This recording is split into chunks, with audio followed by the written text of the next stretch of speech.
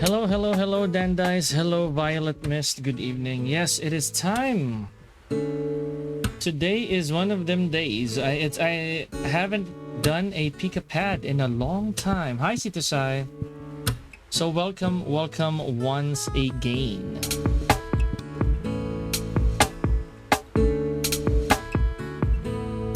Awesome stuff. Good to see you guys here.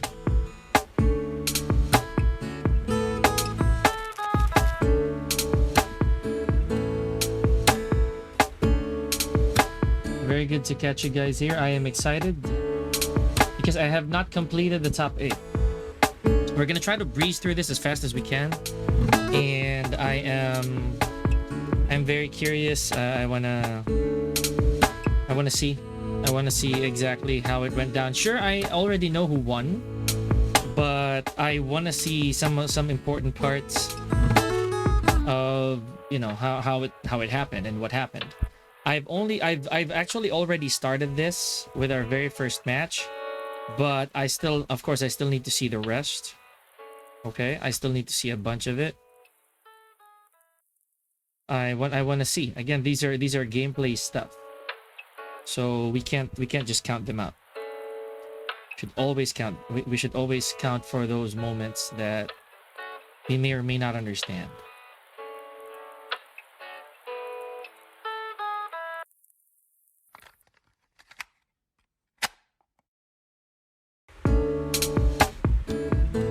How you guys doing? Who's home?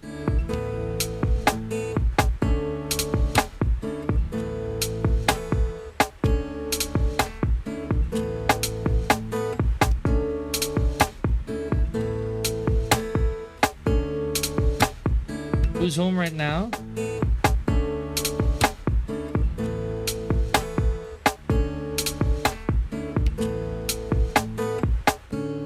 If not, then you are?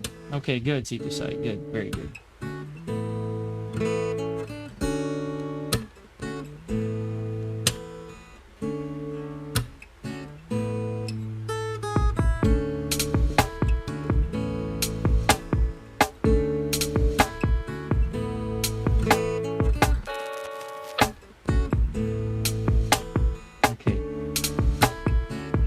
Okay then, okay then, okay then, okay then.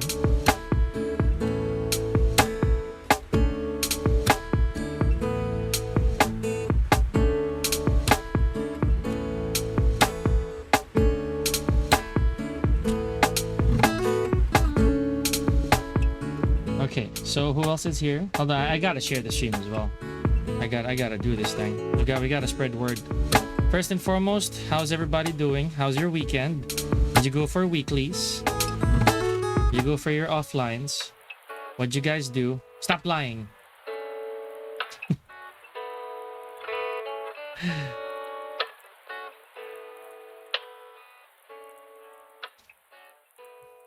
Stop lying.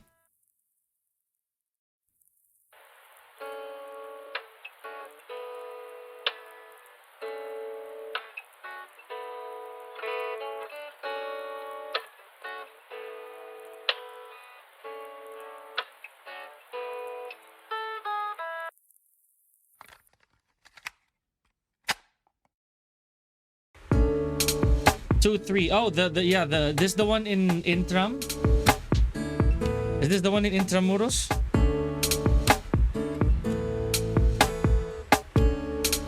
Or is it a different tournament? I think it's a different tournament, right? This is different, right? Oh, it's SM San Lazaro. Okay. Wow, you guys go all the way there for them tournaments. Who won that, by the way? Sorry, I was outside the whole day. I was working. Who won that?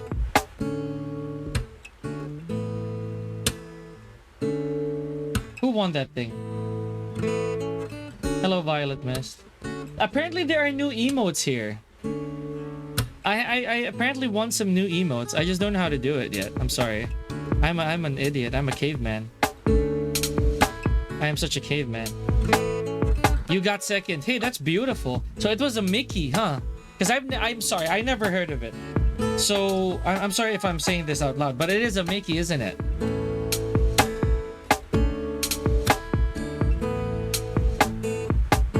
That's still pretty okay.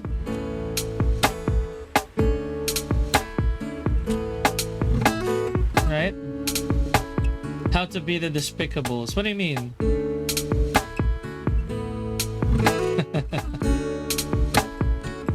How you doing, Heavy Link?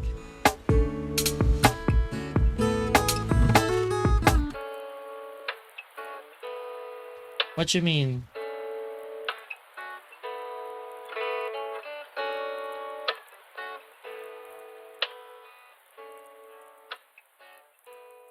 And now people are starting to get more ranks out there. Yeah, that one I remember. He went to Intramuros. He lost to Chepler, right? He lost to Chep. Sorry guys, we're talking about Philippine tournaments here.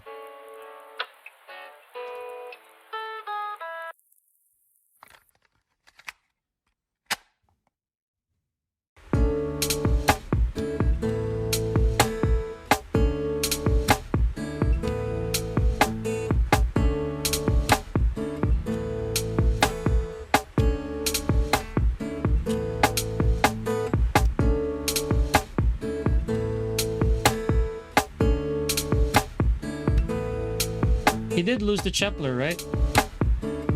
Because I remember I played with them. I played with them after they came from Intramuros. You're not gonna believe this. These guys, these players, they still went to Cavite after that. They actually still went to Cavite and played with us some offlines. It's insane. They have a lot of Tekken left in them. Are you serious? You know? They have so much energy. They went to Cavite. I messed up the chat. Never mind. No, what does that mean? What does that mean, Heavy Link? What do you mean how to be the despicables? Come on, explain. I'm willing to listen. I'm still sharing the stream, by the way. Yusef, thank you for the raid, man. I appreciate that. Thank you. So you were live. I'm doing okay, Heavy Link. I'm a little restless. Came from a shoot yesterday. And thank you, Christina Cage. Thank you for following the channel. I can't go even a second day in the tournament. I get you though. I get you. So yeah, hold on. Let me move this a little bit over here so that we can see some notifications. Right.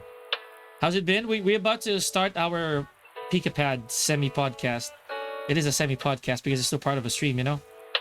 And we're going to talk about CEO. I'm going to try to, decipher what's going on. This is not ad-free, by the way, so I'm going to have to skip. And yeah, we'll enjoy. We'll see what we can do. We'll see what we can do. Blue by Fujin and ranked up. That's good. What are you using now?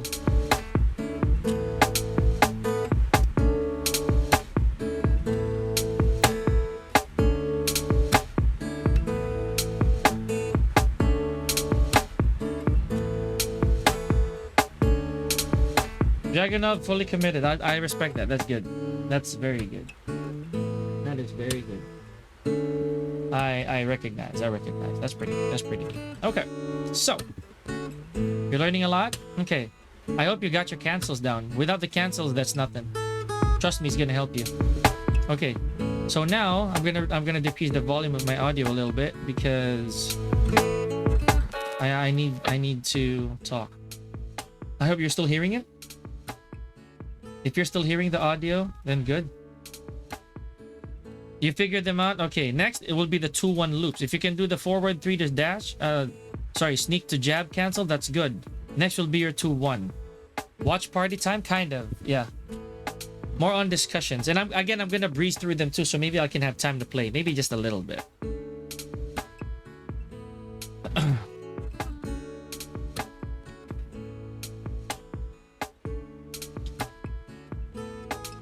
It's time. Okay, we're gonna start this off strong. Can you guys hear the audio? Can you guys hear the audio real quick? Like, are you still hearing the background music? There we go, Yusuf. Very good. Can you still hear the background music? Is it a bit faint? Because I'm not gonna play the music of this. We're just gonna watch. We're gonna talk about it. We're gonna discuss.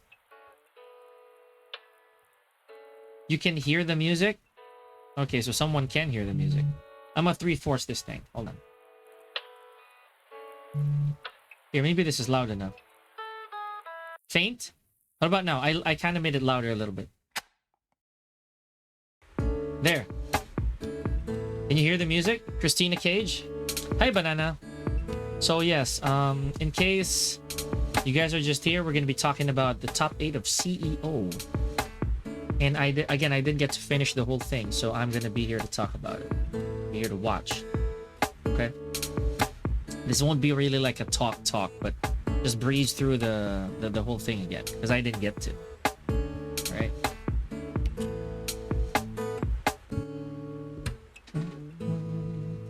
Okay, so.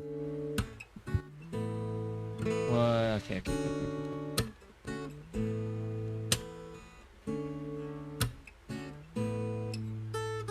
Let's go. I think it's time. You can hear music, right? Alright, so this is the first game. This is Arslan Ash versus Ulsan. So this one, personally, I've already watched. I just want to go back through some things here. So yeah, this is going to be good for Yusuf because he's a Dragunov player, right? Hello, John. Thank you for redeeming the Jason stipend. I appreciate it. Hopefully you're doing good. Stay here. You're going to join us. Okay. So, yeah, personally, I've been liking Dragunov again. Right? But I cannot commit to him yet. I need to max up, I need to god, probably GOD one of my characters or two before I start focusing on Dragunov. But yeah, like this was very intriguing. This particular situation right here. No, the forward three. Yeah, that situation right there. That was a very very good call for Arslan Nash. The worst that could happen to him at the time was probably get poked out of the air. Was really just to get poked out of the air. But Ulsan will also be scared. Oh, juicy duck. The best that could happen there is because no single hit will get rid of Arslan Nash there. The way that I see it, that's fast enough. I think the way that I see it, it has to be a power move. No poke could win that. No single poke will win that. Will win that exchange for Ulsan. Oh wow, okay. 1-4. It's been a while since I've seen someone get counter hit by 1-4. Okay, so far so good. Yep, I like that wall ender. That really puts you in so much momentum. That has to go, by the way. That move has to go. That has to get nerfed. It is double mid safe, by the way. So just when we thought that, you know, a lot of Tekken 8 moves were already like toned down. Nah, dude, that's horrible. Ew. No bigger whiff punish on the frost tackle, but that's okay, I guess. There we go. So 3 rounds straight for Arslan Nash. That's insane. I'll skip that. And again, we are not ad free. So if there's an ad here, I'm gonna have to breeze through it. Okay, here we go. But at least there's no audio. That's what I want. We're not gonna be hearing any in-game sounds for sure, but we're gonna talk about this. So, wow! I cannot believe he contested that, bro. Now that's gonna cost him a lot. Look at this. Look at this damage. 90, easy 90. More. There, 100. Right? Yeah. Just because Arslan Ash tried to contest a back 4-2-1. A back 4-2 rather. Aha, no, sir. String familiarity at its finest.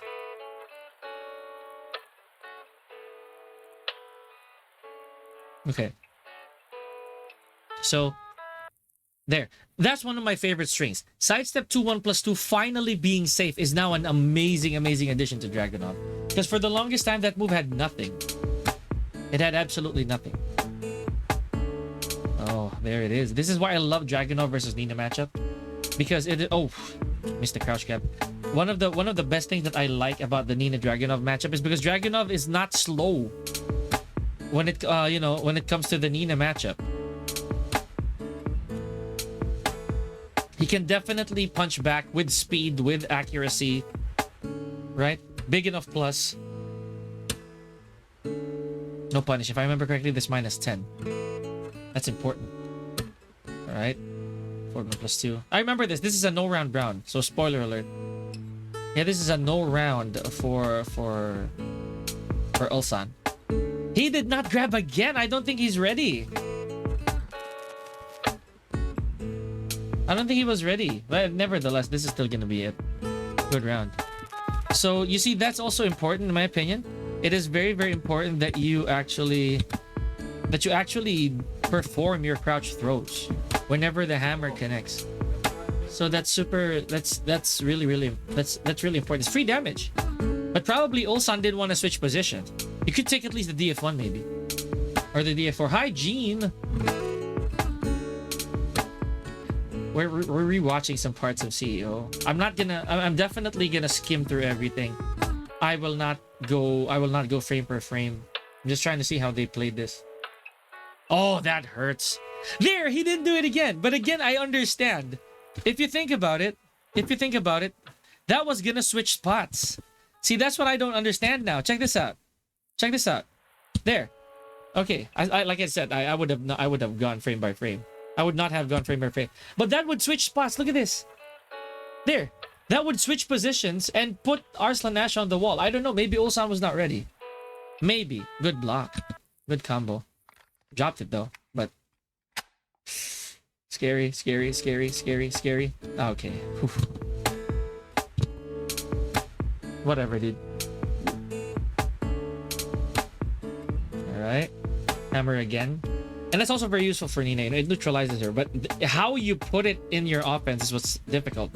Nina is naturally fast. Like, anything can counter hit and, you know, you're gonna eat crap. Okay. Wow, burns everything right away. Eesh. Back to 2-2. Nasty combo.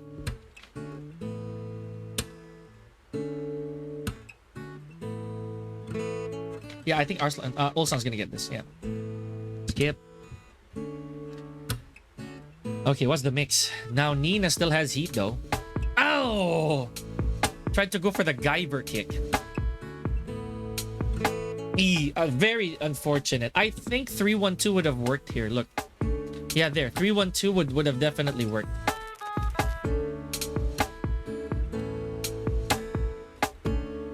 Nice. Definitely the round. Beautiful. Beautiful stuff. We're doing good, Jeem, like I said. Oh, okay. What was that contest? I didn't understand. I mean, I don't understand. What was that contest?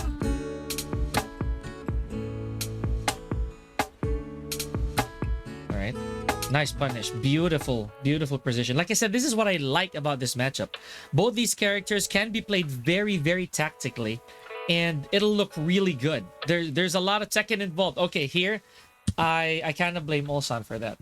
One good thing that you can do here was back 4-3. Okay, so I personally, as a Dragunov player, I know for a fact that that shoulder definitely has some limits. So you cannot actually do the usual combo routes there because it has lower gravity than the other heat dashes. Which is okay, I guess. If it becomes a little stronger enough for you to DF3+4, that's 2 spoon-fed. You can also use QCF3+4. But back 4-3 would have worked. Alright. Look at that permanent health damage. It's amazing. That is a Dragunov perk also that people seem to undermine a lot. He also has decent permanent health damage. Not as strong as probably Steve and Raven. Again, from what I'm seeing. Steve, Raven, both Williams have very good permanent health damage. Oh, wow. Anna now, I think... Oh, no. Nina still has it. Never mind. Nina, I think, still has better permanent health damage. And Chip. But more on Chip. Anna's permanent health damage is crazy, though. Yeah, you know what? Never mind. I do think that Anna's permanent health damage is stronger. Look at this. Look at this. Look at this. Slide. I remember that. I remember that round. I remember that round. Surgical Dragunov is crazy. Yes. If Dragunov understands that you can actually play very small Tekken, you know, because that's why I liked him in the first place. I've always liked Dragunov because you don't have to go ape with him. Like, you don't have to go wild. You just have to be calculated. Small, you know, as you mentioned, surgical. I like that. I like that word. You know, it's also like a word play on Dragunov's, you know, Sergei. But surgical Dragunov, I feel, is one of the most dangerous in the game. Look at how much permanent health damage he got out of this one. Right? Look at that. So there. Just like that, Ulsan sends Arslan Ash to the lower bracket off of the winner semis. You see, that was clean too. And whenever Ulsan would do something crazy, hey, Gentle Monster, every time Ulsan was gonna do something nuts, it was always well scouted. It was always very, very well done. There's the ad. There's the ad. We gotta skip this though. We gotta skip this. We are skipping this. There we go. So now Atif versus Jean the Ding. Skip the credentials for the time being. I have seen a lot of this. They have faced each other for the nth time. I cannot count anymore. But one of their most iconic clashes was here in the Philippines. Yeah, the golden controller though. Yeah. GG's again, Franzaki bot. I think I faced you the other day. I think. Okay, so here we go. Now here, this is what I like. What this means is Atif sent John Ding to the lower bracket, right? And I like the fact that John Ding continues to be Eddie in this. Hi Noshplar, we're doing a little recap of... Can I watch that? E-dash combo again. We're rewatching the top 8 of CEO because I didn't get to watch this at all. At 1-4. Back 3-3. Oh, I think he hesitated on the wall. I think 2-4 would have wall carried this. I don't know. I'm no Junding. So now Ana down players can definitely be quiet. Right? But again, the one thing... Okay, this is a very nice combo as well. Ooh. Ooh, that is nasty. That is nasty. Okay, because I actually am... I have my own strong feelings about Ana Williams, right? Like, one, I do feel that her neutral is still bad. I feel that some of her neutral tools are still quite lackluster compared to Nina. Some of them, if not all of them. But her Tekken 8 mechanic is S tier. Yeah, look at that. Going the stance mixes, the lovely toms and the pleasure times and the hammer chances, those are all OP, dude. Those are really strong.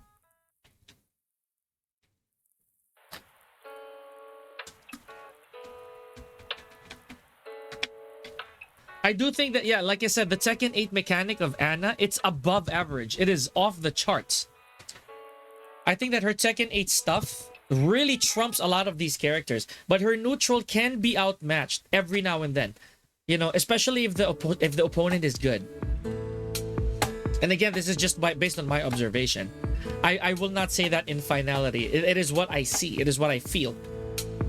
Okay, again, I can be corrected. I don't really mind. Thank you for that.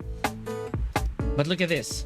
The neutral all belonging to the side of Atif so far. And the first time I've seen the use of Fragile.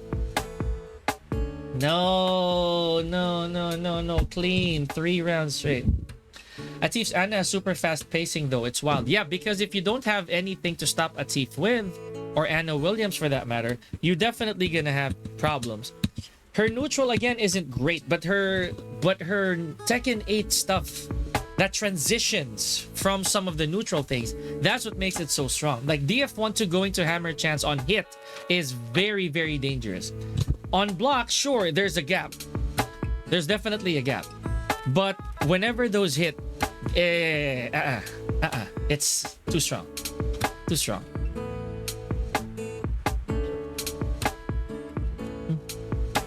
Why? Huh? Maybe later.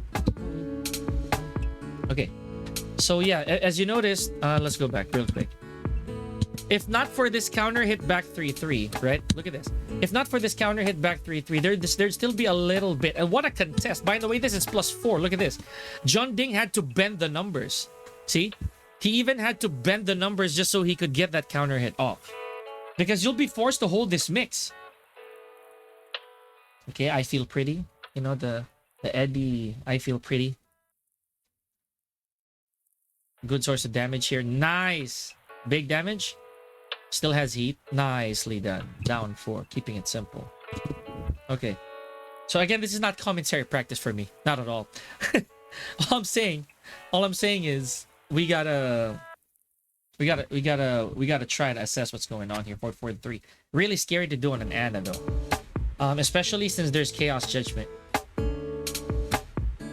That should be nerfed, bro. That should be at least -10.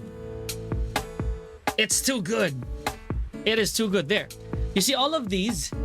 Atif knows when to hold the brakes, right? Atif knows when to or to step on the brakes. He knows when to stop the pressure, or like if he does have a good read on you, just like what happened there, you know, he will go for it. But until then, until there is concrete information, he's just gonna be steady. And this is why I like Atif as a player. He is one of the perfect representations of skill, multifaceted skill. And mind you, I was wrong with Ana. I literally thought that she was probably the weakest character in Tekken 8. And there's the end. So I really did think she was the weakest character in Tekken 8. Now probably, in my opinion, it's probably Kuma and Devil Jin. I think that those are the 2 weakest characters in the game right now. Probably. I could be wrong. Oh, big. And there, getting a low counter hit that transitions to a heat engager, that's also pretty big. Oh, look at this. Asserting the dominance. Beautiful work. Beautiful work by a team.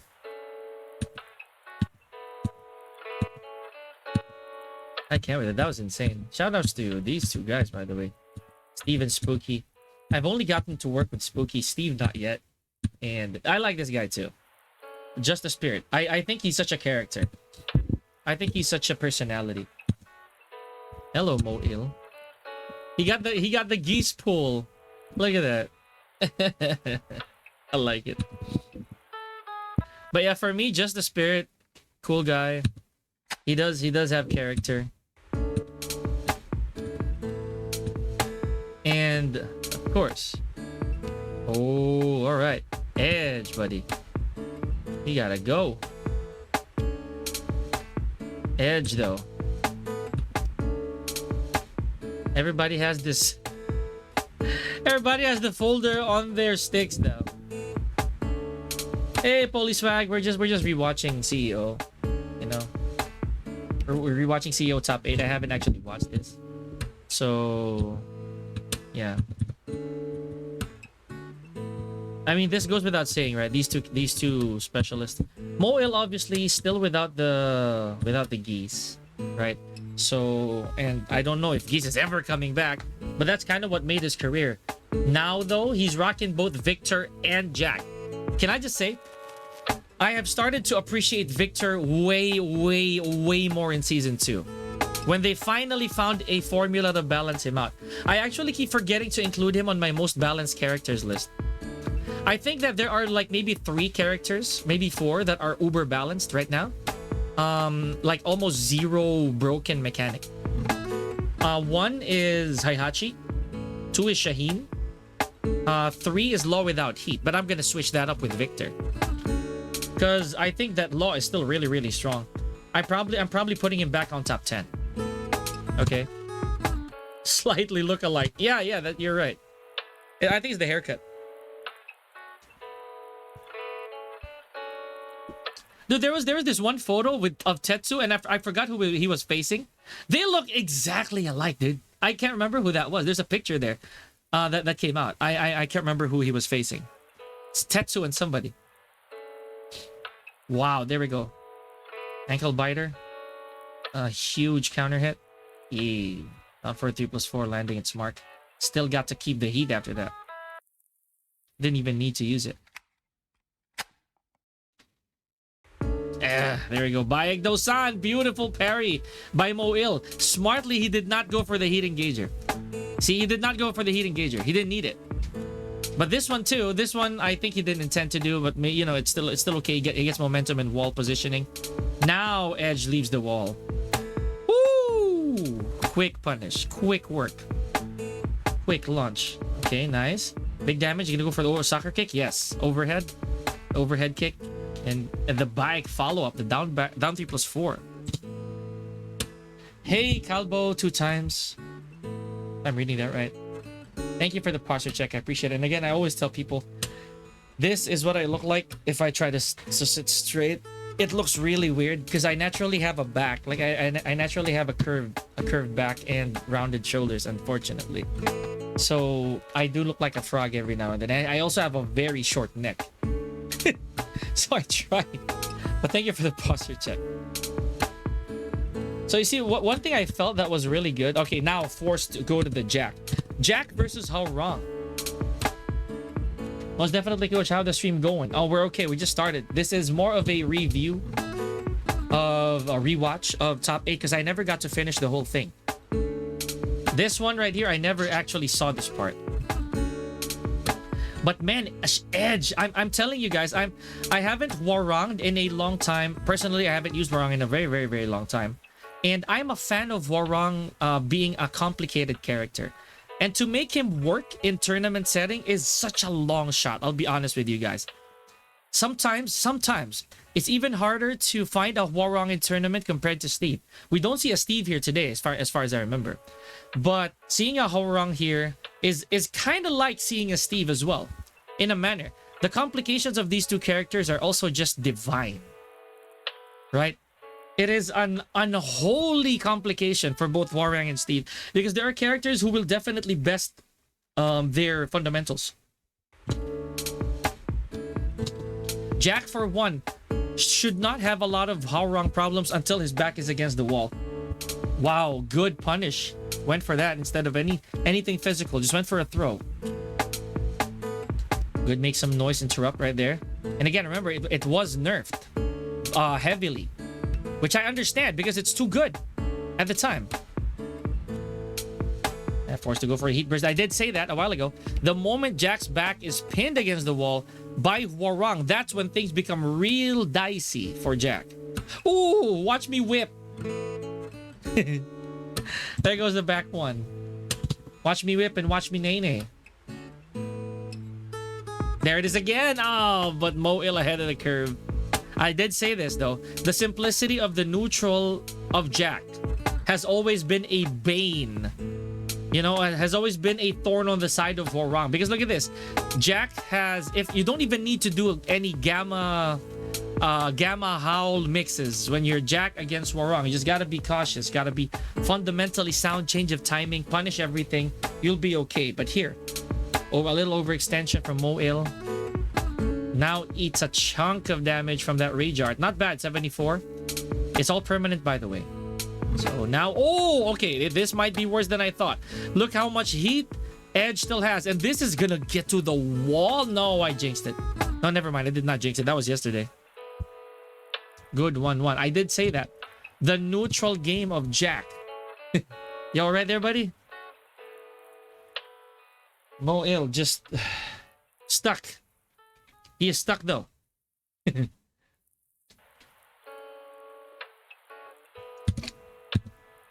Okay. Wow. Again, Magi Temple for this one. Easy wall carry. Mo'il drank the freak shake. Oh, I did too. It was insane, wasn't it? Mo'il Edge. I heard it was really good.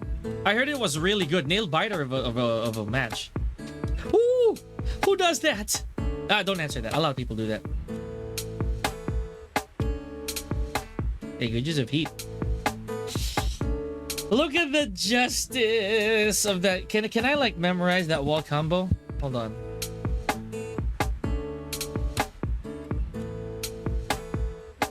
So it is just a forward 3.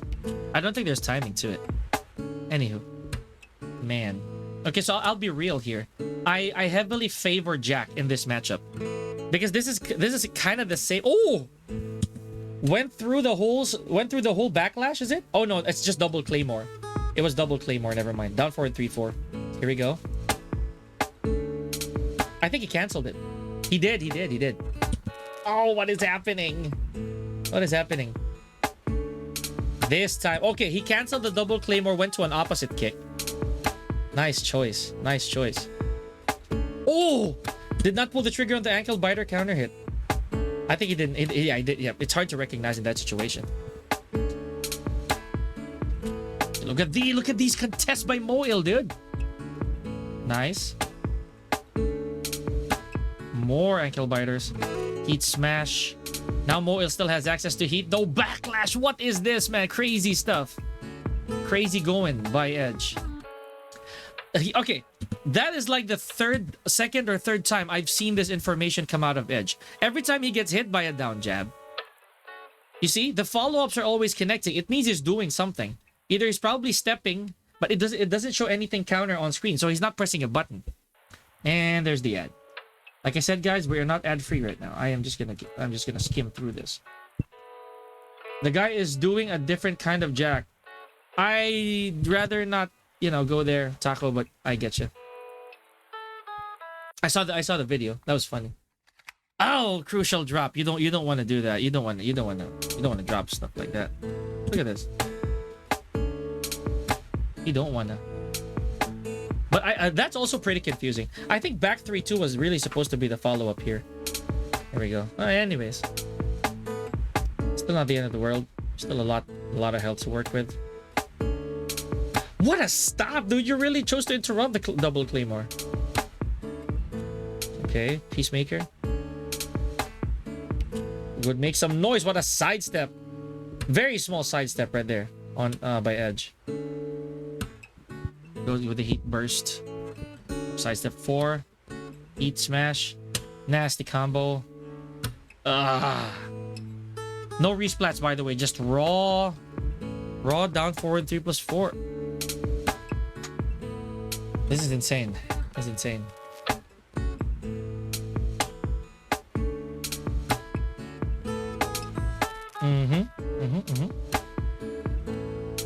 Okay, so in real time, I get it. Nice punish. A lot of people don't know that you can actually reach this. This does have only a little bit of pushback. To some characters, there are no single solutions, but trust me, it's a lot nearer than you think. It is a lot nearer than you think. I promise.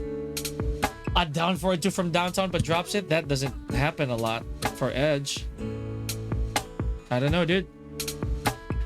And no escape on the command grab from right stance as well. Both activating heat burst from max distance. Big 15 frame counter hit. This is gonna scale. Look at that. 1 damage pop. Ooh, man. This is gonna final. No, it did not. But that was wonderful. That was wonderful, dude. Was rooting for Edge. Dude, so am I. I was rooting for both. But I kind of understand the struggle. Like I did tell you guys, I did tell you from the start, right? Jack was favored by that matchup. His simplicity of neutral is gonna outclass that of How Wrong. How Wrong will, if he gets something started with the mixes, with the normal Warang gameplay, that will be on his side. But if Jack can stop him from doing so with the very, very simple work, then it becomes a problem for Warang.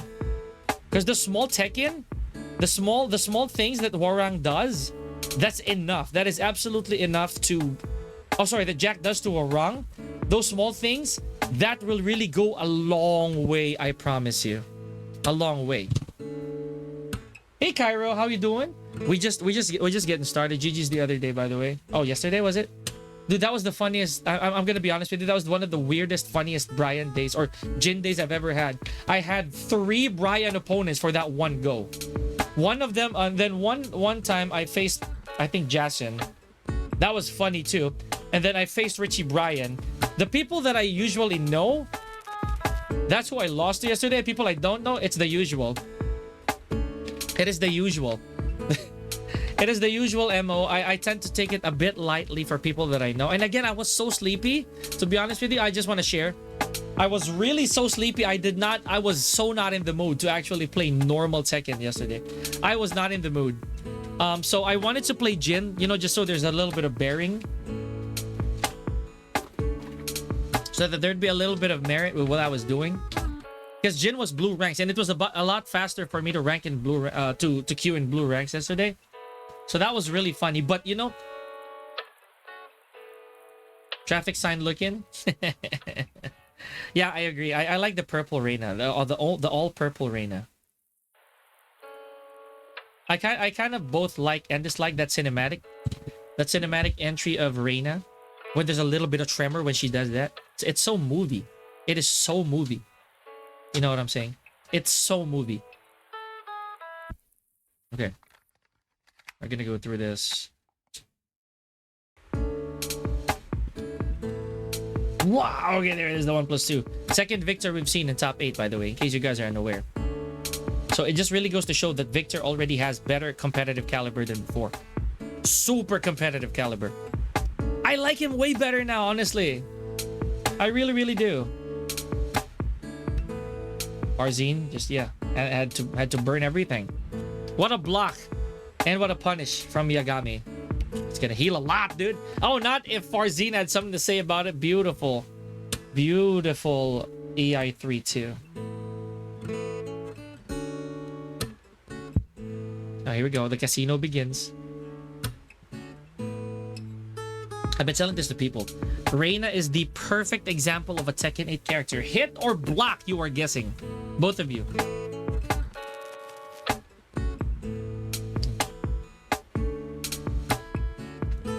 Yagami, man, one of the last Reina players left on the planet. I'm not even kidding. Beautiful combo. Gotta love that. It's work of art inside of Farzine. And that right there, Oh, I like that move. That is pretty cheap. EIDF1. Either you take a ground hit here. Look at this. Take a ground hit and you get that much damage. You stand up, you still take chip. That's really good. You duck, you get wall splat, by the way. Victor's actually balanced. Yes. He's super balanced. I love him. I love him in this version. One of my students is actually a Victor, so I started dabbling with him a little bit. Now that I look at him, nothing about him is broken. Nothing. He's one of the most mid characters I've ever seen so far. Look at this Farzine hanging on to heat. And that's going to be very beneficial for him. Or it, dude, if Farzine gets this to the wall, with or without heat, it is going to kill. Oh, it's better for him to go. Yeah, there. I don't know. Was it better for him to go? But you know, you get the point. He still got the round. There it is again. A little bit of shake. You know. Hold on, let me get a snack, bro. Give me a sec. Give me a sec. I'll be back.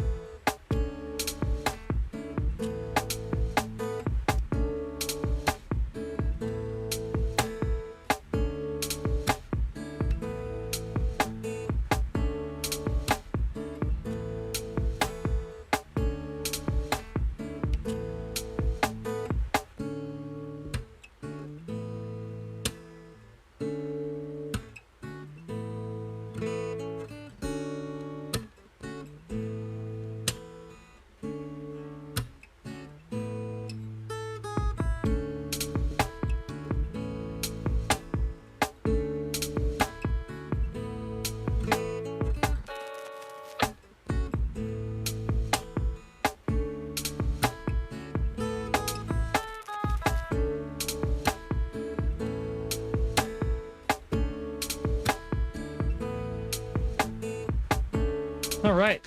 Okay, so I don't think I need to wear my headset on, by the way. Oh, good. Okay. So I got a little snack here. Right. There it is. That new move is also pretty neat. I think Reina right now is easily high middle tier. The way that I see her. Whoa, there it is again. 1+2. The new Manticore.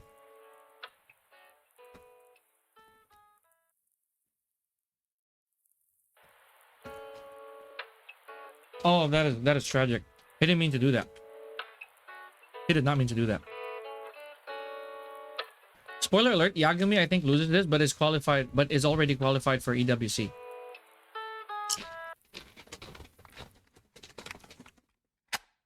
Oh, debugger. There it is again, my favorite. Wow. Good combo.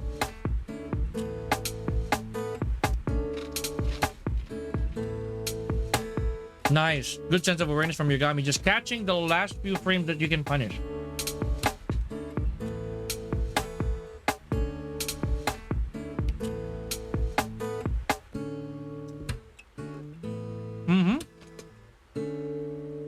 No. Sat problems. Strong aerial tailspin problems. Ulsan and Rain is so good. You learned a lot from Ulsan. Yeah, both of them actually. I do think that, yeah, because Ulsan and Yagami, they actually did pioneer the Reina trend. They were the very first Reina players ever. Hello, Zato. Oh my goodness, that was so close. That was so close, man. What defense? Okay, that's gonna heal. That is gonna heal. No way! I have not seen this part of. I've not seen this match, so this is news to me, guys. Graveyard.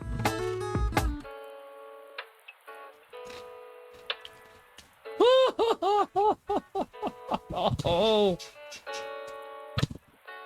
Played him like Dragunov? No. Olsen played him like Azumi. Played her like Azumi.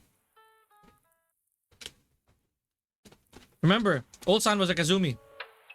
That's it. He was one of my references when I told you, Zato, that Reina can be played like Kazumi. That was Ulsan. Ooh.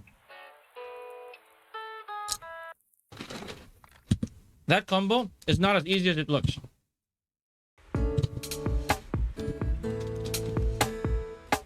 That QCF2 is not as easy as it looks. I tried that as well. Look, that's what I was talking about. That's the mix right there. You see, look at this. That's the mix.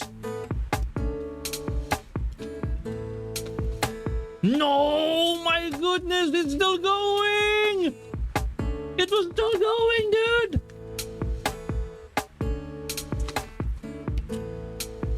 That was insane. All on stream. Okay, so far so good.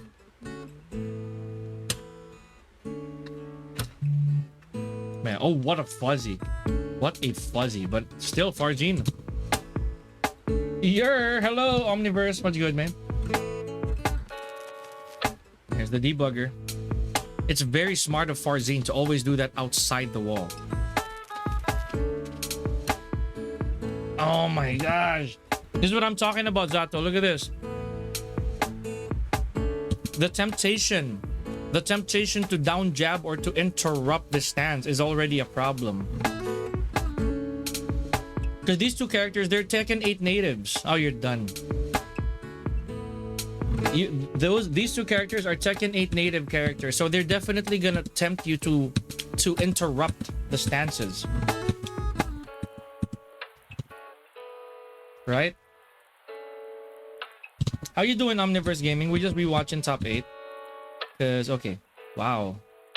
Because I have not watched the whole thing. And of course there's an ad. Oh, don't worry, the audio is not on. We are not ad-free. Oh, this is the hug. Yeah, this is the hug match. This is the... What's this? This is the Junding versus Mo-Il.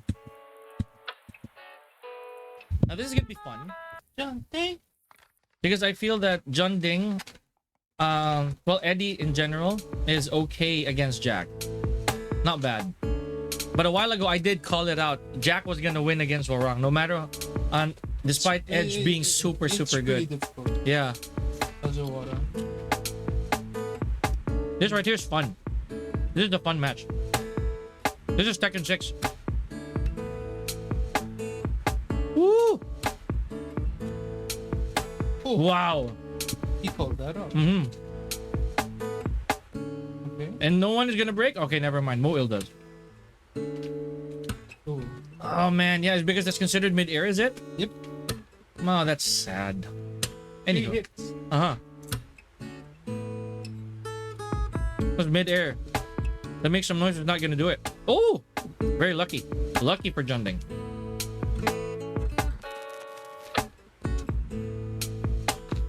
Nice.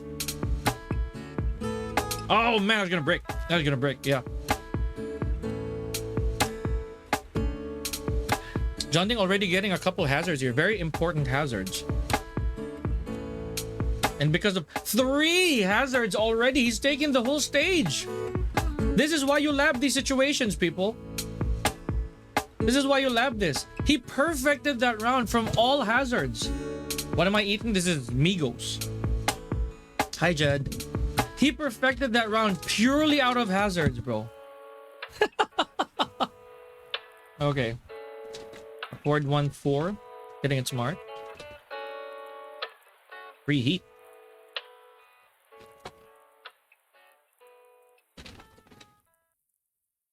Mm-hmm.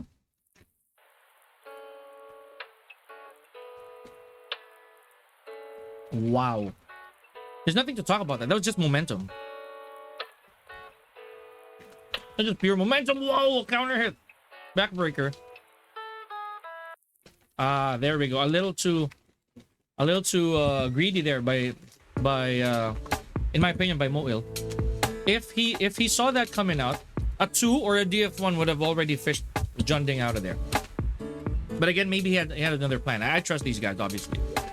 But that right there, ooh, power crush off of a Bananera. Good hold, good hold.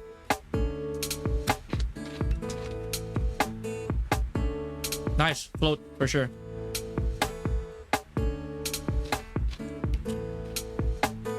Man, this is gonna be a long combo.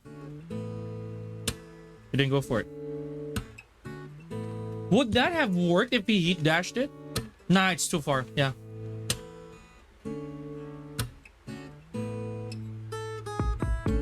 Did you see that? The stare down. I'm sorry. It's not. I already had my Korean barbecue yesterday.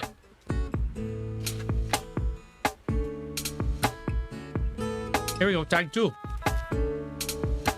at that stop. That was wise. The damage of that single hit. Look. Look. Oh. UCF4. Look at this. Oh my god, dude. Dunting might actually do this. It started from that one kick. Look at this. QCF4. Smash.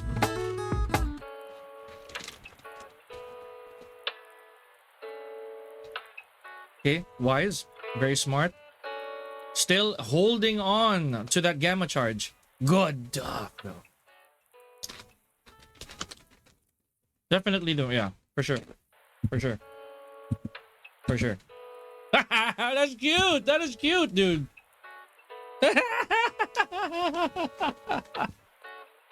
The banters, though. I love it.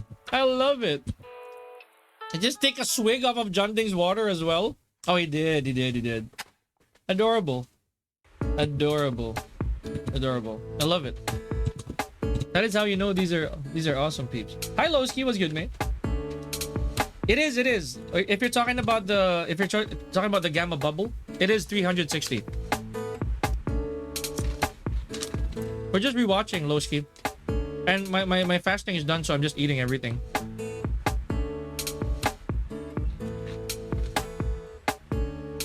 My favorite QCB4. That is the equivalent of Brian's cannonball straight. I forgot the name of that move for now.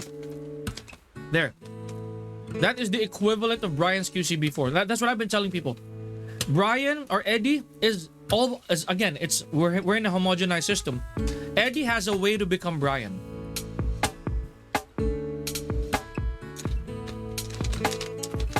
Woo! There we go.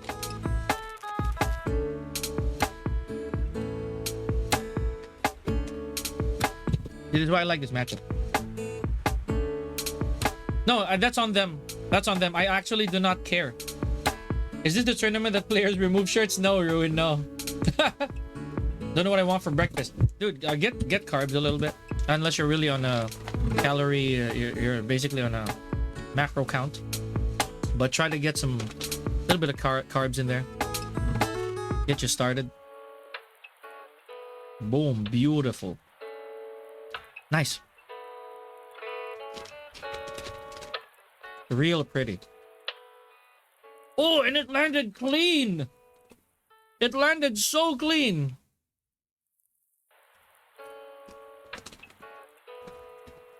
Nice. Wow. Look at the sense of awareness here. Was standing 2-4. It's a skid. Still got the follow-up. Gotta love that. You see? If you ever saw my clips, or if you ever saw my posts, I would always say that small details like that, small things, those actually win matches. Those small details are crucial. Getting damage in like that is paramount. Man, this mix is crazy. No punish on the back 3-3.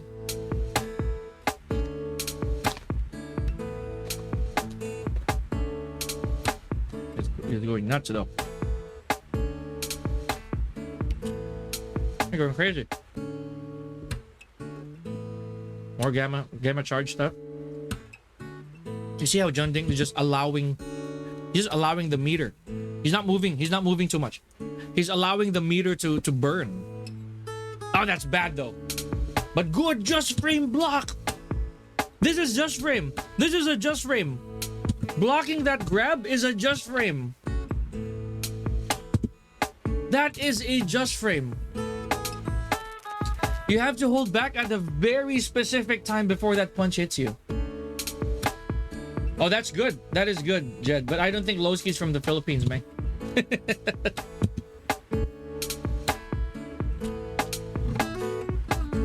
Man, small details, like I said. No launch. Or no tornado, rather. This is not gonna splat. That's one thing I feel sorry for Eddie for. That his heat smash does not splat in any way. But it's okay, I guess. He still can do it from everywhere else. Yeah! Oh, armpit punch! Oh, sorry, ear punch. Or not armpit punch. Ear punch. Armpit punch is Feng Wei.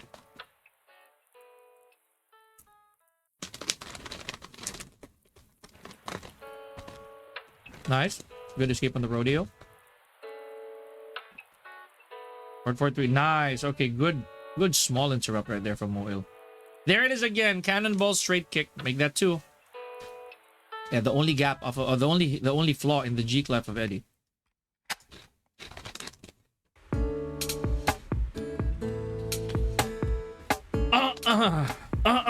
They're not gonna take that out. They're not gonna take that wall out, dude. I swear. Beautiful block. Moil's gonna take this.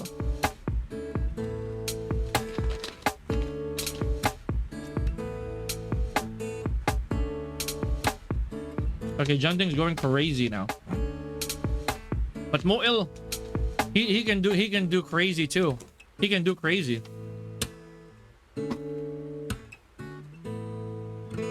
What, dude? 16-second round. You don't see that very often in professional. You do not see a round this fast in professional play. That is crazy work. Now these two guys, obviously, this matters a lot. And Mo will be doing the Alden tongue out. Dude, definitely cabbage. Eddie Demon Paw. No, it's not the Eddie Demon Paw. The Eddie Demon Paw, in my opinion, is Ford 4. That is the Eddie Demon Paw and or replaced with Ford 3. The QCB4 of Eddie is the QCB1 of Brian. That's what it does. It's +3 on block. Goes to an install. Alright, does a lot of damage. Look at that. Okay, good stuff. Good low parry.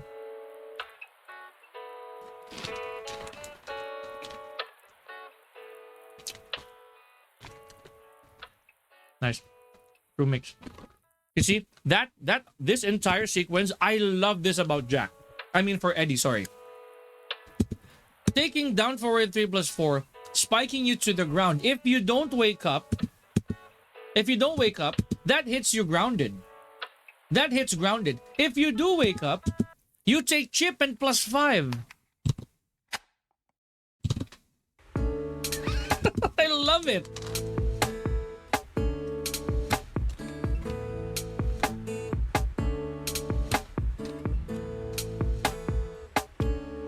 I'm an Eddie bias, sir.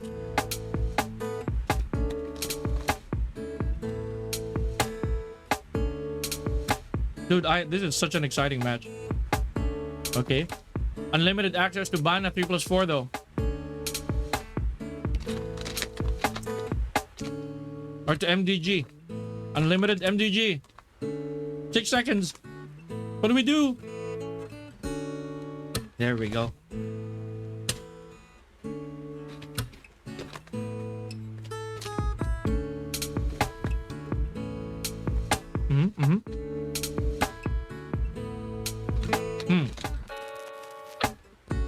If you guys notice, the way these two play, without any heat mechanic, is so Tekken 6. Not even 7, 6. It is so Tekken 6. Without the Tekken 8 mechanic, this is just entirely Tekken 6. It's just really find small openings, try to enforce a little bit of pressure off of the small Tekken. Okay, no duck, that's not worth it either. And then eventually, just go big when there's an opening. The aerial, big damage. A forward 4 rejart. Yep, there we go. I'm not an Eddie user, but it seems like down 2-3 is no longer a thing for Tekken 8. Yeah, no, because it doesn't spike with a guaranteed hit anymore.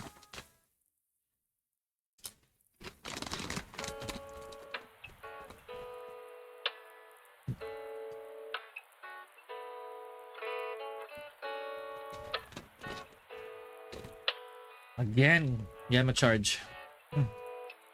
Red bubble is safe, by the way.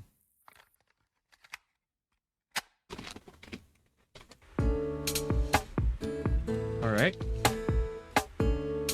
Ooh.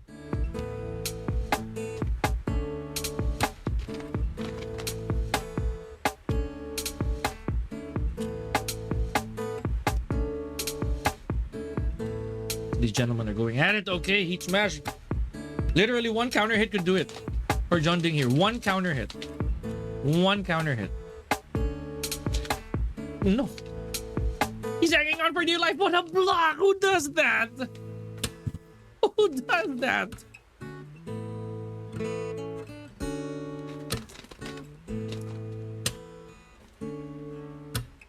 I'm sure you guys watch this. I'm sure Toby's watching this.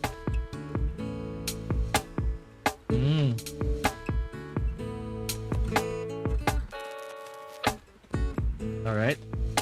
Like I said, this is Tekken 6, man. The way that these two are playing right now, this is not even 7. This is Tekken 6. This is how the matchup goes in Tekken 6. Eddie versus Jack. It is a matter of patience. Whoever pulls the bad trigger first. And I say bad trigger. Okay, back to Tekken 6. Not even 7. This is Tekken 6.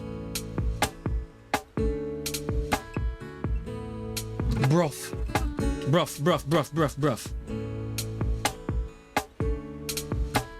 No, he's not gonna survive this. Yup, there we go. This is good. This is so good. He was probably freaking out the moment he saw that there was a rage art going on. Amazing work, dude. These two guys. Huge fan. Huge fan. You know, John Ding, there's a joke that John Ding is basically Filipino because of the way that people like him here.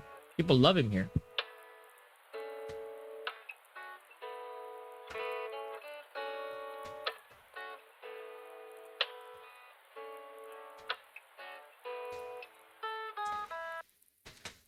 It's actually a meme. Yes, of course. I did experience Tekken 6 Vanilla. That's when I first saw the most broken Dragunov version ever. One of the most broken Dragunov versions. It was horrible. Disgusting. Okay. Mad prop to Farzine, by the way. Mad prop to Farzine.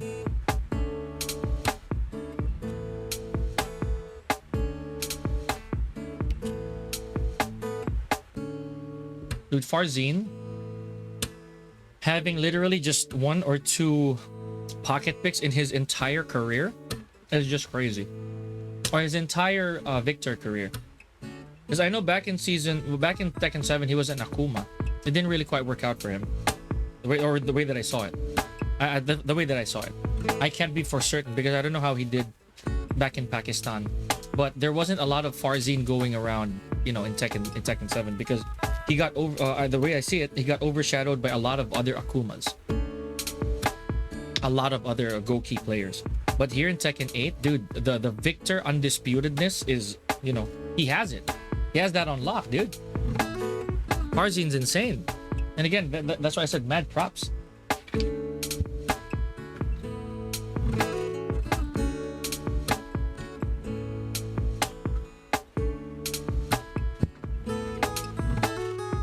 Nina, man, a whole different monster altogether, to be honest with you. Whole different monster. Can't forget that one random Yoshi pick. Yeah, exactly. What's the difference between the Tekken 6 BR? He was not really broken in Tekken 6 BR. They just didn't know how to deal with him. Dragunov is what I mean. He did not. He was too new to the eyes back in Tekken 6. So people did not know why he was, you know, good. Or he was bad, rather. Why he was bad. But the Tekken 6 vanilla version... Oh, sorry. I thought you meant Tekken 5 Dark Resurrection. I'm so sorry, Jed. The Tekken 5 Dark Resurrection, when he first came out, again, I'm gonna rephrase that.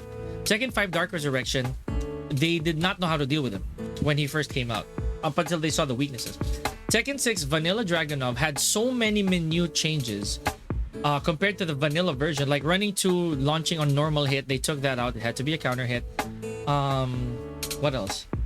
They nerfed him because his back 3 was too good. It was a homing high counter hit launcher with an extension. He didn't have 3-1 yet in vanilla. It was back 3-1. It was a mid, a high, homing first hit. Second hit is a high. If the first hit counter hits, it's a launcher. They gave him QCF1. They gave him forward 4-4-3 in Tekken 6 Bloodline. While standing 2 was nerfed. No way. This was that. This was the Law Farzine. And this is noodle ads. No, okay, we're gonna wait for that to skip. But anyway, this was it. Did oh man, I thought I missed the tournament with this. Thank you for not spoiling this to me, guys. I appreciate that. That's insane, dude. That is crazy. Alright. Cool. Big launch from Arslan Ash. Dude, this is so risky for Farzine, man. Super freaking risky. To be using Law like this on a lower quarterfinals bracket against Arslan Ash. I mean, I know that there's not a lot of laws, right? In Pakistan. I think Hamza law is one of the few of them. I'm probably missing some. But there's not a lot of laws in Pakistan, the way that I remember it. But I kind of understand on paper why he would want this. When it comes to statistics, Law can definitely go toe-to-toe with Nina's neutral. He definitely can. But again, the problem I think right now is familiarity. Ooh! Okay, 1-2 blonde bomb. Good thing they took out the combo, by the way.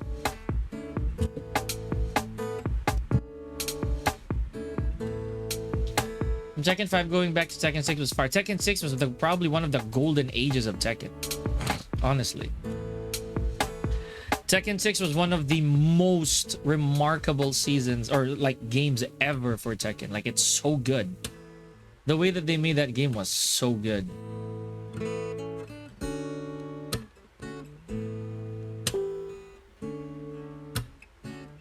Sorry. Oh my goodness. All right, because I skipped tabs. I'm so sorry, guys. I had to answer a query. My bad. Okay, here we go. Oh my gosh, who does that? But you know what? It's minus 13. Sure. Okay, now Arslan Ash on the verge of literally eliminating Farzine. This is crazy. I did not know that this was that tournament because I kind of saw a thumbnail of that where Farzine used Law, and it was on my pending. I just couldn't remember if what tournament it was. So now that I know, it is this one. It is this tournament.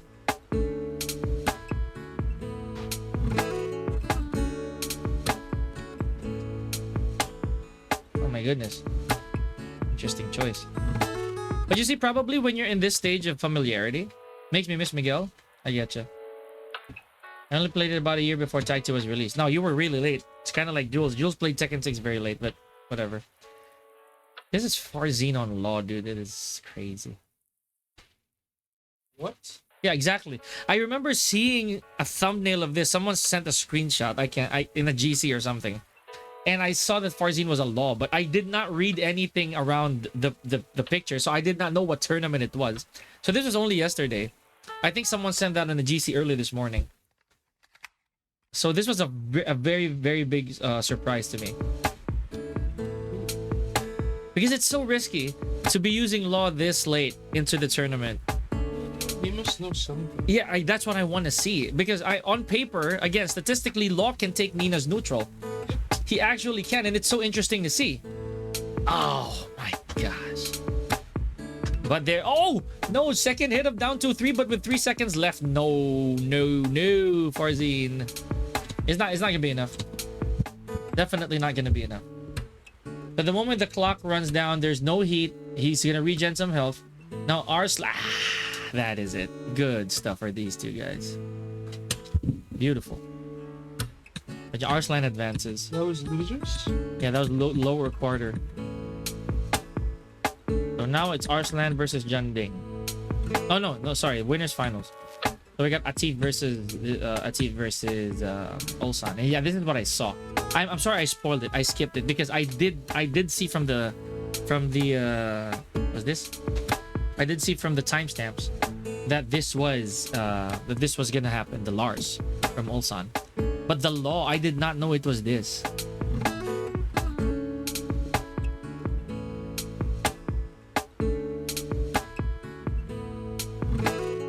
Dude, that is crazy. From an assassin's dagger. Look at this. A counter hit assassin's dagger.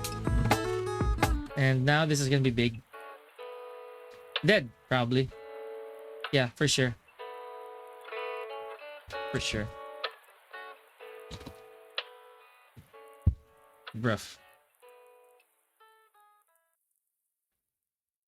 Also, this is so uncharacteristic, right? This is what I've been saying. Ulsan used to be super calculated, but because of the way the game is right now, he's definitely forced to try. He's definitely forced to try and be as aggressive as he can be. Atif really made a good choice playing Ana. Atif admitted that he's gonna play the most broken character he sees. He's that guy, you know? He's that guy. And again, as a competitor, in a manner, we may not all of us may like it, right? But it is what it is. You have to find a way to secure your wins as much as possible. We just have to understand that that is their competitive nature. They can be great people. You see, they can be great people. Oh, that's the thing. That's the Dojin showed me this too. This one, this tech. It is apparently guaranteed. It is apparently guaranteed. So yeah, 38 plus that guaranteed sweep, probably about 50 damage.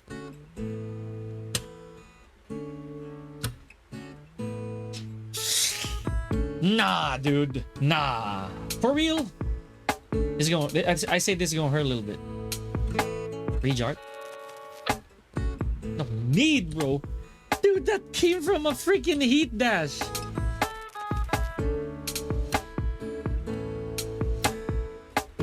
From 37 to 97.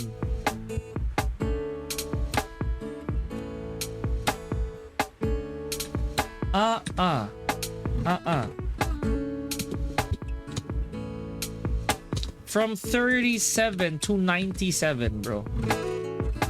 That is crazy work. But this is it. This is what I was very interested in seeing. I saw this from the timestamps that Ulsan was also forced to bring out the Dragunov.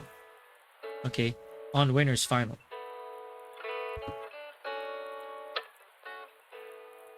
Okay, so far so good.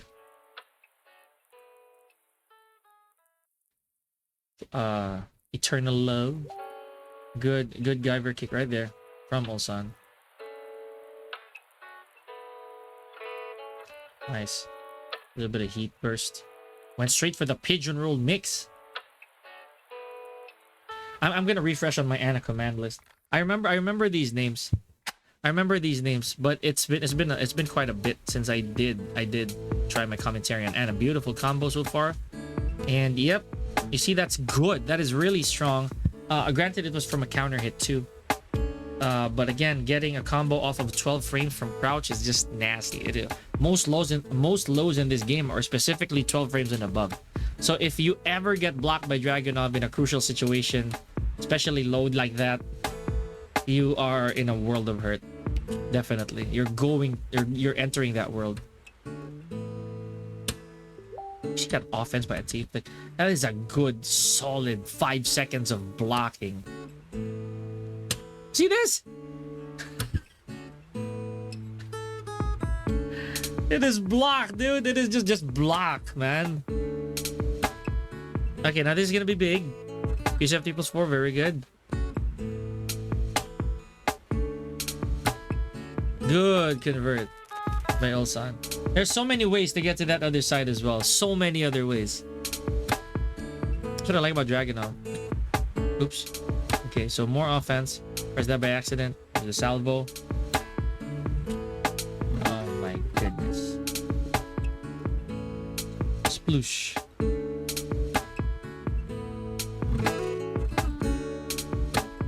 Okay, Aphrodite Scorn. Right-handed sweep. Ah. Okay, good. Good bar fight.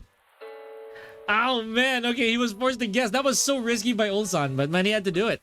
Remember pigeon roll? Pigeon roll, even on hit of a move prior, will actually leave Dragonov vulnerable. He's still punishable.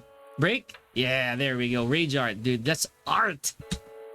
Dude, if I would rage art this 1 damage. You know me. I will definitely rage art that 1 damage. For the simple reason that it's hand rest. I am gonna rage art that thing. Good stop. That's new. That is new actually. Oh, even with chaos. Okay. Wine opener. That 2 counter hit to hammer chance 1 is just crazy. More hammer chances. Oh, there it is. Eye crush. Frost tackle. Big running 2 and another one. Another Russian assault. There's the frost tackle again. Is Ulsan gonna burn it? Yeah, he does off of salvo.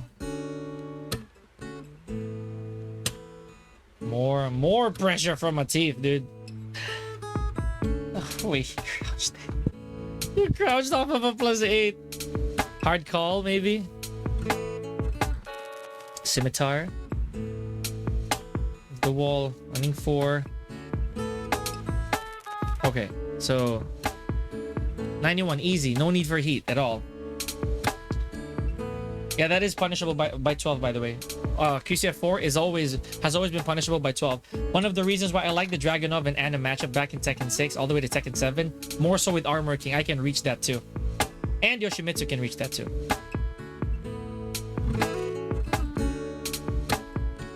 My gosh, Ulsan burning everything just then. It'll be tough. Yeah, definitely gonna be tough. Ooh! And still has heat! Heat smash. Oh, it did not. Went for that. Blocking the wine opener all the way to the wall. A little crooked though. No! Okay, guys. When this happens, as a Dragonov, again, all love to Ulsan, by the way. 314. What you would do there is you up forward 1. Or you QCF2 right away. Here. If you QCF2 that thing, you have to start preparing here. QCF2. And then what you can do is you either go to 213, you do 213, or you sidestep to the foreground and you do back 213. And that's gonna hit the grounded. -4. Is it a seeable low? No. You keep dropping that combo? Yeah, you just gotta practice it, I guess. When that situation happens, you gotta be ready for QCF2. That's the only thing you can save with. Okay, QCF2 1. Teeth. Fill in this. Boom, boom. And boom. But the pain, though. The pain.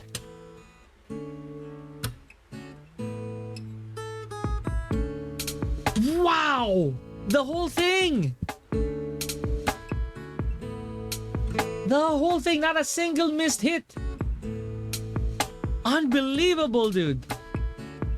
This is the first time I've seen this. First time, I'm sorry.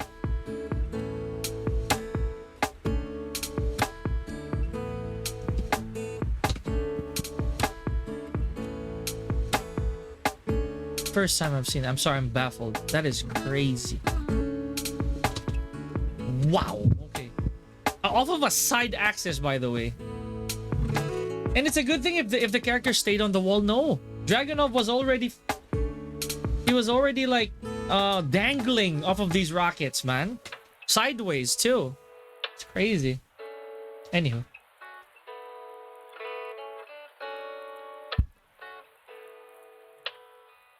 Oh, did not. Oh, okay, that was wise. That's very smart. This would crouch grab. Yeah, probably a little closer. It would be a punish. It would actually be a punish. I'm always just used to down forward 4ing that thing, but probably I'll give that a try if I'm near enough. It is good offense by Ulsan, but what did he do that got counter hit by freaking Assassin's Dagger? Who was that? I did not see it. It's probably... It was something heavy for sure. Wall.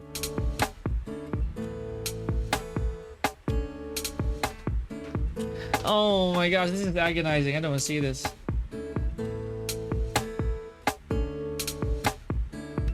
Woo! Saved by the wall, literally. But at the same time, no. Just too much health. Too much health. Okay. Salvo. Good start so far. Eee! My body. I don't want to see that. And no tornado yet. There it is. Take this mix. Take this. Take this. Yep, and that's +1. But yeah, enough frames right there to execute the heat smash for Ulsan. Oh, it does not fall for the +6 mind games as well. This is it. Atif. 3 matches to none. My goodness. This was kind of like a bit of a run back. A bit of a run back to what from what happened to them back in EWC. I'm about to get an ad, guys, for sure. But give me a sec. I am for sure about to get an ad. Lower finals or lower semis? We can't play tonight anymore, for sure. Okay, I skipped too much. Yeah, lower semis. So Arslan on Zafina. So if I'm not wrong, Arslan placed 3rd. I could be wrong. I could be wrong. So he's definitely gonna eliminate Janding, probably. Can I see how that started? You see, this is funny because I personally feel that Zafina struggled against Eddie in season 1. For season 2, I'm not so sure. For season 2, I'm not so sure.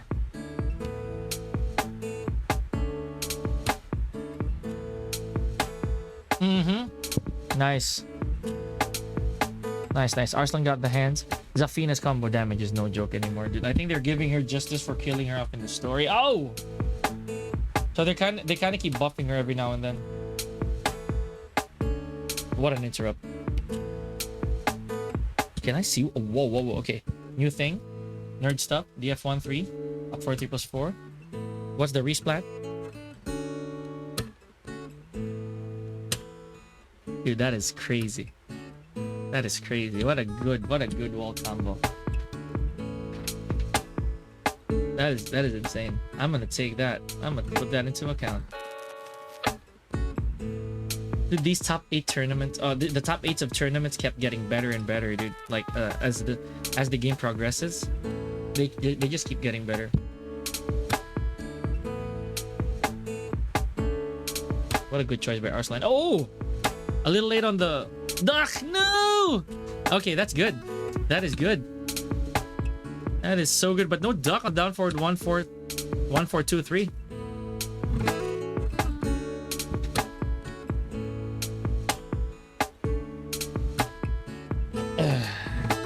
Here we go. Oh yeah, Arslan's gonna win this because Arslan is gonna face Ulsan in lowers finals. I remember now. Sorry guys, I'm spoiling. And that's gonna be the Reina. That is gonna be the Reina.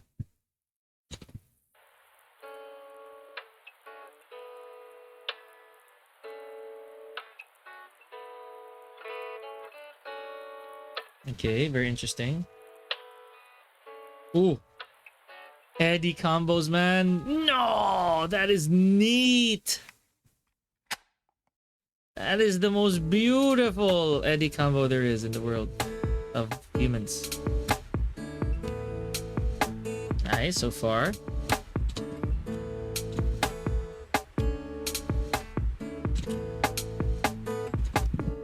Okay. Oh yeah, sorry. I don't know if I said it correctly a while ago, but I was gonna say that Zafina struggled in season 1 against Eddie. I might have said it wrong earlier, but yeah, Zafina did struggle in season 1 with Eddie because of the pokes. Eddie became a lot faster than Zafina because her lows are bad, or her lows were worse than Eddie. So the way that Zafina can open up players at the time was just really through chip. Since back 1+2 went to stands, it became a daunting task for Zafina to open people up with just purely lows. That's why they gave her chip damage. But I guess because of back 1+2 now, Eddie will have problems. Because of back 1+2 and a lot of the Azazel things, yeah, now Eddie cannot close distance easily anymore.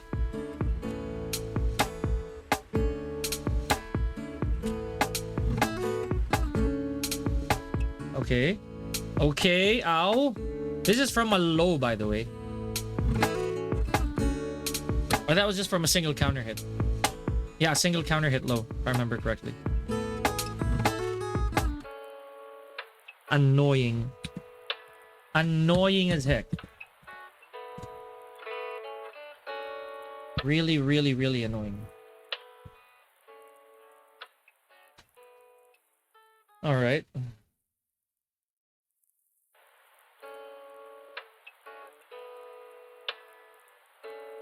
Make back 1+2 -12. Did it in my opinion, they can keep it safe, but make it negative. They can keep it safe. They can okay, here. What they can do is to make it probably probably punishable when it gets blocked without anathema. Probably. With more damage to her. Yes, exactly. I'm okay with her using that as long as it damages her a lot, but now it doesn't. That's the problem. Now she has to. Now she can take that, and with the heat, she doesn't take any damage to herself. That's what I'm talking about. Okay. Huge. It's huge. Look at the damage already. I can probably say that Zafina now will probably be able to dominate Eddie. I can sense it already because of the zoning aspect. Maybe not by pokes, but the fact that Eddie cannot enter her safe zone will be a problem. Can Jin parry that move without the anathema? He can. The way, if I remember correctly. Okay, let me check that out. As far as I know, Jin can parry that. I'm gonna test it right now while we're watching this. I'm about to coach in a bit as well.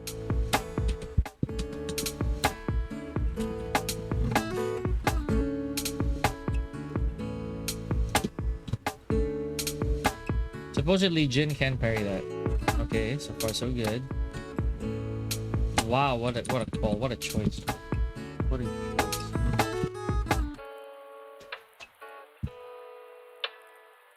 Supposedly, if I remember, yes, Jin can parry it. I think I remember Jules doing that. Hold on, let's pause this for a little bit. And check it out.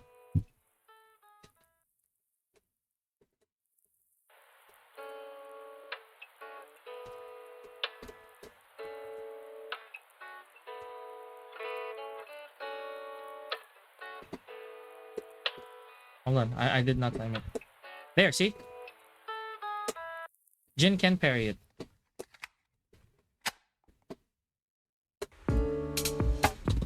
With anathema he cannot. As far as I remember. Well, let's try that again. Because with anathema, I may be able to parry it. I might be able to parry it, but you know. Oh no, son of a... Alright.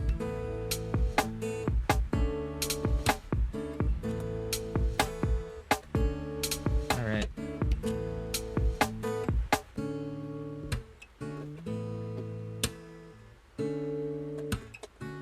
There! He can! Supposedly he can. Oh, no, he can't. Never mind.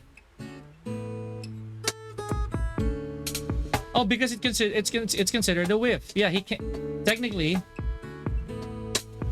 Yeah, it's considered a whiff. So yeah, so he can parry it. Never mind. He can parry both. Never mind. He can parry both. because the first hit is a whiff. The second hit will not come out anyway. The projectiles will not come out. Hello, ads. My favorite juice. Okay. I'm okay with that. So Jin, Leroy, Clive. For sure. Jin, Leroy, Clive. And Raven.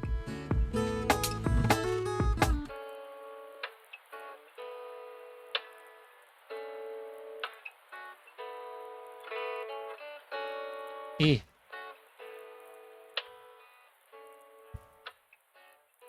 Here we go. Here we go. It still reached, bro. That's crazy.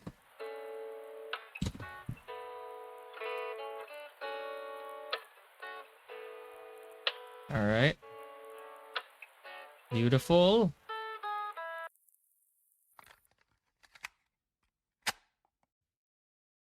Oh, John Ding is really pulling out all the stops. You see how he's not stopping? He's actually not stepping on the brakes here at all. He has to go in. He's seeing that he already has the poke advantage. This is what I was talking about with regarding Eddie in season 1 and Zafina in season 1. Because if Eddie gets into that zone, if Eddie gets into the zone wherein like he can outpoke Zafina, that's a problem for Zafina. Definitely gonna be a problem. What a block, dude. John Ding. Nice.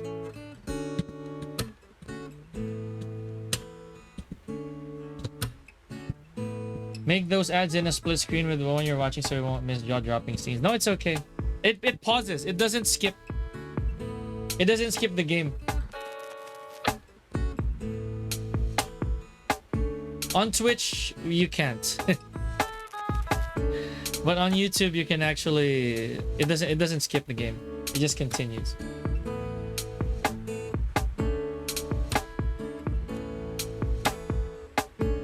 Nice choice. Nice choice. Arslan did... Okay, wait. That I don't get. But alright. I get why Arslan chose to keep heat. Because of pressure, but he didn't. He burned it right away. I think using the DF121 plus 2 would have still been okay.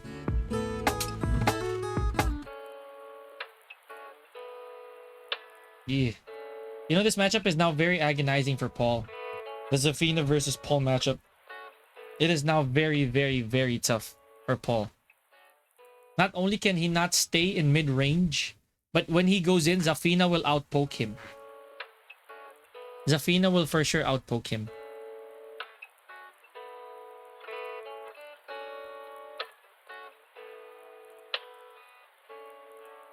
Because now Paul can't fish for a Phoenix Smasher because of that. If he fishes for a Phoenix Smasher and the heavy things like probably 4421, that thing might catch him. It'll more likely than not catch him.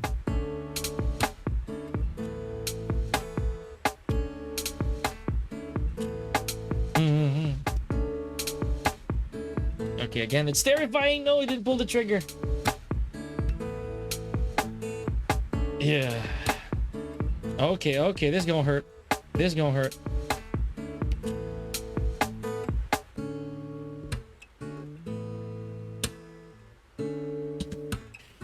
That was a waste of damage though. I think what could have happened here was a 4-4. 2-4. 2-4-2-4, I think. 4-4-2-4-2-4.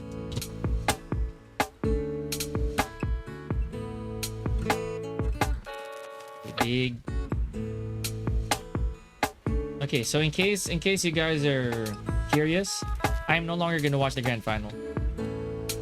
I already did, so I'm being selfish, but I already did watch the grand final. So I'm gonna go to I'm probably gonna finish this set and yeah, the loser final, and then I'm done. Maybe not even the loser finals. I already saw the losers finals. I'm just gonna finish this, and then we're okay.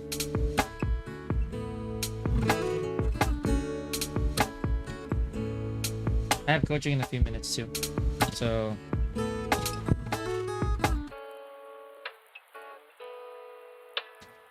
and I'm gonna place my verdict. I feel that, you know, overall, The top 8s of season 2 have been getting way, way, way better. I feel that they all have their flavor. They all have a way of being interesting. Oh, that's done. Yeah, lower semis. Remember, this is still first to 3. Yeah, see, Junding, even he was confused. So he was like, he was so ready to get eliminated, but it was first to 3. It's the season 2 rule. It is the season 2 rule. Your favorite Eddie? Yeah, I mean, I understand. Eddie, him, Sir, and who's another Eddie? I remember seeing another Eddie. Sparrow Jin is a very good Eddie, also, in my opinion. It is Junding, Sir, and Sparrow Jin. These are really stable Eddies. I love those guys, dude. Okay, we're almost done with loser semis. After this, we're gonna end the stream. Almost finished.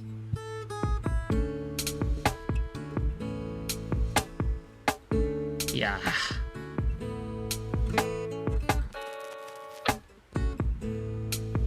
My goodness. And they both lose their heat so fast, you know what I mean? Like, both of them. And whether Arslan was a Nina or like a Zafina, it will always perish so fast. I think that Zafina needs a little bit of that merit because she gets to keep her Azazel mechanic more active and risk-free. But in general, they just both lose heat very fast. It just goes to show that they just really want to get the other guy smothered as much as possible. And even Arslan's combo conversions right there were still pretty OG, but they still work.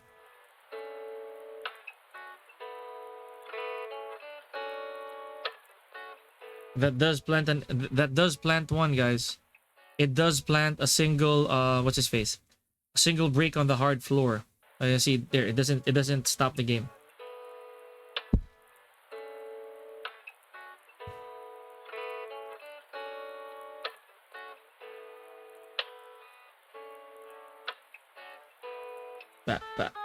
All right.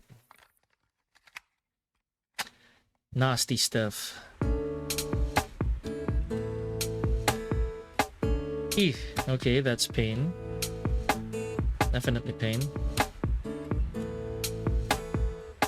Nice. So far, so good.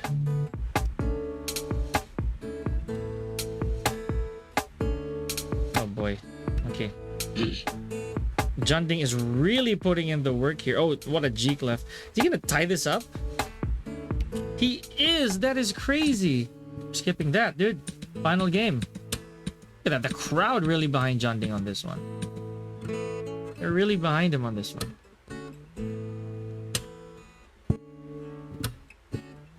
It's absurd. What? Like, you know what? Can't even hate on it. Arslan, though. We cannot hate on him for that one. The damage, though.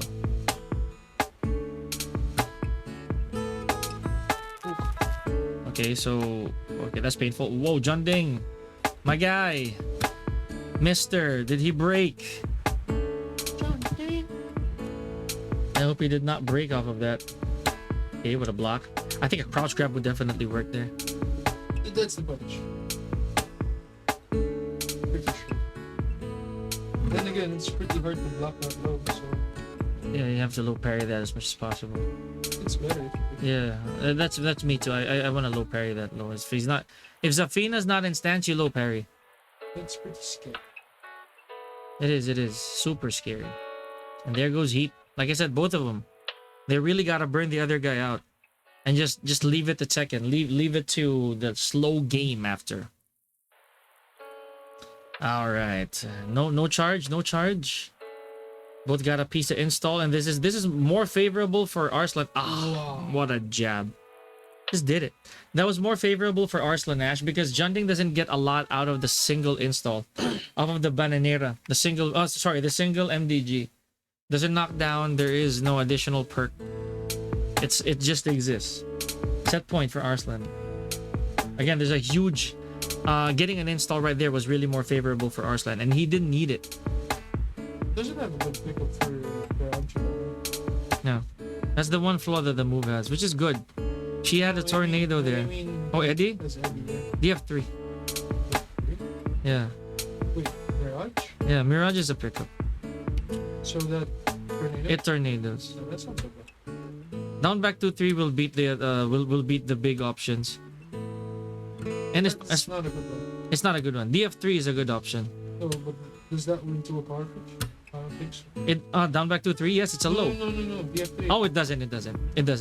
But if you were talking about pickup, it definitely gets the job done. DF3 and wow, okay, what a stop. That and QCF3 are two of the best options. QCF3 is too slow. It's too slow. It's really, really too slow. Again, Johnny bringing it all the way around is nuts. This is really good. And again, the complexion of this matchup changed since Zafina got the back 1+2.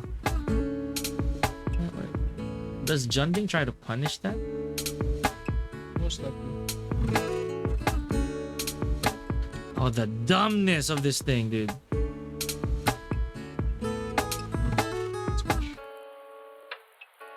I'll take it. You see that? A very small flinch by Arslan. He cannot let that string go. Understood. That is crazy work. Crazy work. Oh, you might join Kunzu? That's good. The way he uses Eddie's G-Clef is so good, yes. Plus, is the Tarant, if you're playing Jin and had a good read with the Heat Burst, would you parry or step? Step, dude. Why would you parry the Heat Burst? You can't. You can, but...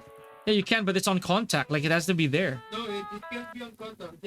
You have to be first. Oh, yeah, there. Sorry. It has to be first, not contact. Yeah. Okay, guys, we're good. Here, I'm gonna end this right now. So that was it. That was a nail biter. So again, I'll stop this right now. This is cool. Nice tournament. That was. Let's make Leroy Kane an install move. It is technically an install, which is good. That's install. Tarantula.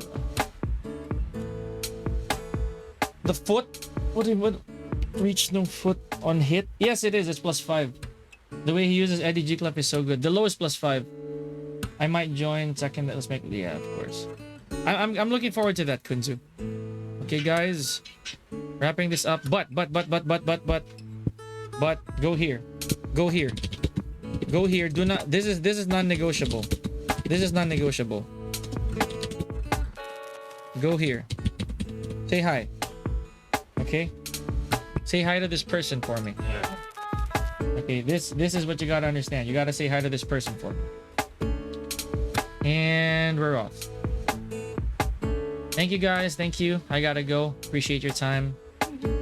All right. I have coaching. So peace. See you guys. I'll catch you on the longer streams. Tomorrow I'll be late. I'm really gonna be late tomorrow. Bye-bye.